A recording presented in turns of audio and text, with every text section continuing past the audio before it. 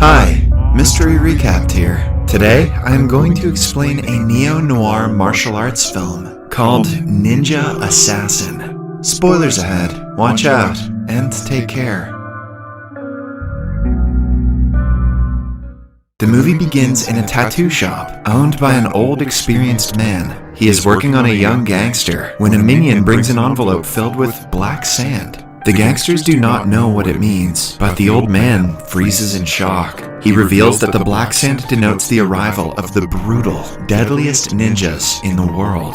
He encountered them long ago and has first-hand experience to know how dangerous they are. When the gangsters call him a coward, he shows them a nasty scar on his chest that was caused by a ninja attack. He was born with a heart on the right side of his chest, which is the only reason he is still alive to this day. Suddenly, a man's head is sliced in half, splattering blood everywhere. Then, a wire drops from the ceiling and pulls a man upwards. When he is thrown back, only pieces of his gut reach the ground. The ninjas stay hidden in the shadows and slice people's bodies and limbs in one go, creating a bloodbath. Only after everyone is dead do we see the ninjas coming out of the dark corners of the room. Then, we are introduced to the Ozunu clan of Japan. It is a clan of ninjas led by the ruthless Lord Ozunu. The clan collects children from around the world and makes them go through a series of brutal training techniques to become the ultimate ninja assassins. They are popular among the world leaders, but hidden from the rest of the world. Anyone who provides the clan with 100 pounds of gold can hire their assassins and ensure the death of the person they want to target. The Ozunu clan has been working from the shadows for more than 100 years and is behind the deaths of the Russian president, the Japanese prime minister, Jeffrey Epstein, and many other higher figures. Anyone who knows about them is scared to ever come across them. In one of the sessions, Lord Ozunu introduces a new kid named Raizo to the rest of the group. He was abandoned by his parents and taken into the clan by the leader. Something tells Ozunu that Raizo will be the leader of the clan after him. Because of the expectation, the training is tougher for Raizo. By the time he is 10, he has scars all over his body from the punishment he gets for making mistakes. One of the important qualities a ninja should have is his ability to stay hidden. Raizo is made to walk down a squeaky wooden floor, but a single sound it makes results in his feet being cut by a Kyoketsu shoge. At night, the kid can hardly sleep because of the pain. Then, he witnesses kindness for the first time in his life when a girl puts ointment on his wounds. Her name is Kiriko, and she is a fellow ninja in training. The kids are taught to not have any kind of emotions, but Kiriko is different. She doesn't believe in the violence and killings that the clan supports. Time passes quickly, and both Raizo and Kiriko grow up together, hardly talking but always looking out for each other. Raizo has now become the most talented ninja Ozunu has ever trained. However, in a match with his senior, Takeshi, he loses because of a foul tactic of the opponent. The master allows it, and instead blames Raizo for being weak. He uses an extremely painful finger-pushing technique on Raizo that causes the guy to crumple in pain. His ultimate test is to survive the night without medical assistance. Upon returning the next morning, Ozunu sees him ready for the new day's training and is proud of the student for passing the test. Soon, Raizo becomes the most talented ninja of the clan, beating the opponent blindfolded and with his hands bound.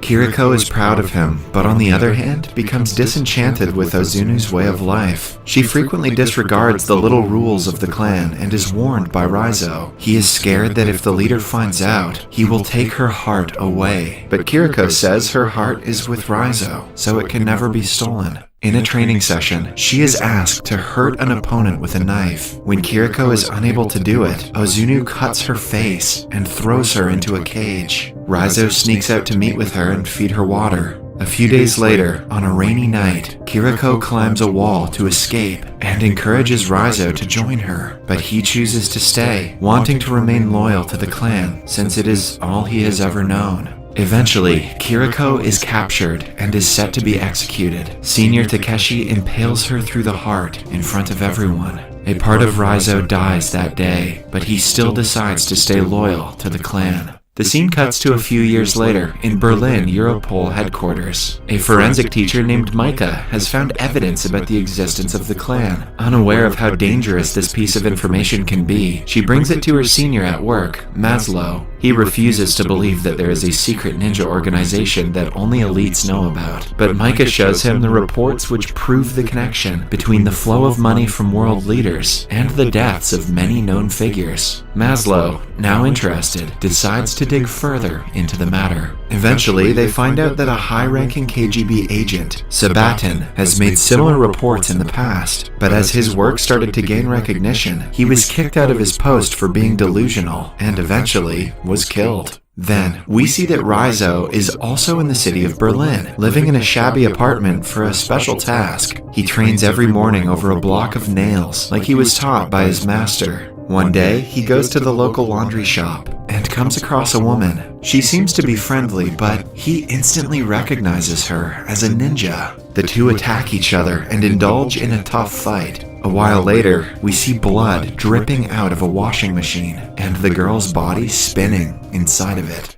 Meanwhile, Micah takes her investigation a step forward and goes to meet the wife of the former agent who was killed for talking about the clans. The woman reveals her husband was a strong, courageous man, but after the scandal, everything changed. He became so much of a coward that every door and window had a minimum of 2 locks, and every corner of the house was well lit. He left no space for the shadows, so the ninjas had no place to hide. Still, one night, the lights went off, and he was killed.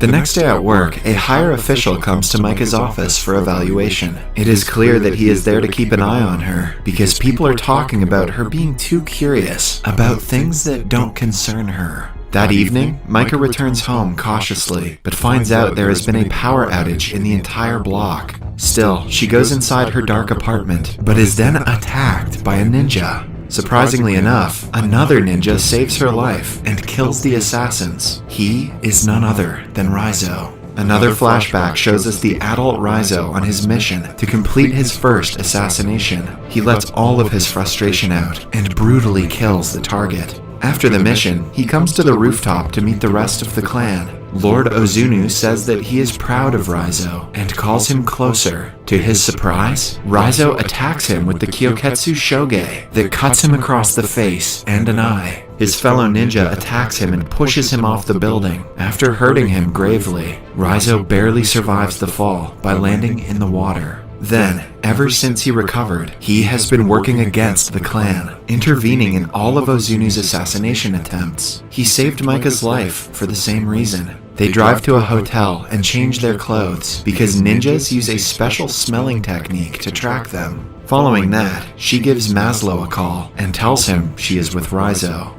The man has been asked to capture Rizzo as soon as he comes into view. He knows that Rizzo is not their primary opponent, but he has to obey the orders for his own life. Hence, when the three meet to discuss the next step in the plan, Rizzo is surrounded by police and arrested. He is taken to a hideout and chained in a solitary prison. Micah finds out that Maslow arrested him out of desperation. Still, he refuses to let go of Rizzo because he will be the safest in the prison. At night, Micah goes to him and offers him water. Rizzo takes the opportunity to reveal that the assassins will be here any second. Micah tries to warn Maslow, but it is too late. The lights go off, and the ninjas come out of the shadows. Even with the most advanced weapon, the soldiers are proven to be weak against the warriors. Micah unlocks the chains off Rizzo's hands right before he is killed. He fights the ninjas and asks Micah to run away, since he cannot save both of them. Rizzo is the best student the Ozunu clan has ever had, but still, going against a whole horde of ninjas is difficult for him. In the end, he and Takeshi end up on the road. Takeshi picks up his sword to end Rizzo's life for good, but Micah arrives at the right time and hits him with her car. She brings Rizzo to a hotel. Although he is severely injured, he refuses to go to the doctor. She sits beside him, talking to his unconscious self. She apologizes for not being of use to him and thanks him for her life. After that, she pulls a tracking device that tells Maslow their location. But before the police can come, the assassins appear out of nowhere and abduct Rizzo. When the police arrive, they only find Micah sitting on the sofa. She tells them that Rizzo was abducted 10 minutes ago. Back in the clan's base, Raizo is presented to Lord Ozunu. The man gives him one last chance to apologize, but Raizo refuses. Ozunu is especially furious because once he had believed that Raizo was going to replace him and take his place as the master of the clan. He makes Raizo stand in the same position Kiriko was executed.